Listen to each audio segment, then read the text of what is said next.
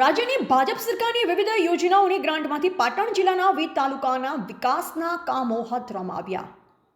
પાટણ જિલ્લાના સરસ્વતી તાલુકાના ઓઢવા ગામે વિકાસની હરણફાળ ભરી અનેકવિધ વિકાસલક્ષી કામો હાથ ધરાયા. ગામના ઉત્સાહી અને નવયુવાન સરપંચ હેમરાજભાઈ ચૌધરીની મહેનત રંગ લાવી.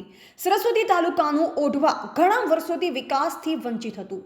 ગામમાં રોડ, રસ્તા, સ્મશાન ભૂમિ સહિતની કોઈ સુવિધા ન હોવાથી ગ્રામ લોકો મુશ્કેલી વેઠી રહ્યા હતા.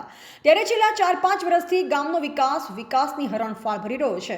ગામમાં જે પણ સરપંચ આવ્યા તે તમામની મહેનતથી ગામમાં રોડ, રસ્તાની સુવિધાઓ ધીમે ધીમે પ્રાપ્ત થવા પામી. પરંતુ ગામમાં સરપંચ તરીકે નવયુવાન હેમરાજભાઈ વીરમભાઈ ચૌધરી ચૂંટાઈ આવ્યા છે. ત્યારથી તેઓની અથાગ મહેનત અને પરિશ્રમના લીધે તેઓએ સરકારની વિવિધ યોજનાઓના સહારે ગામમાં વિકાસની હરણફાળ ભરી છે.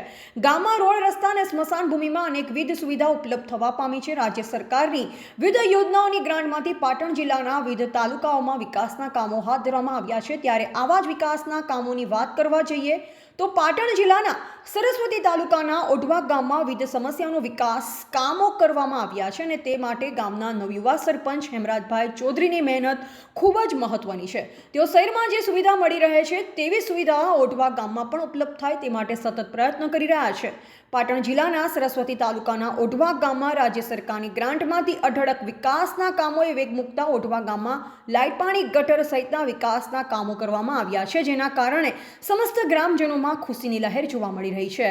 અહેવાલ માનસી ચૌધરી, સંબંધ ભારત ન્યૂઝ, પાટણ.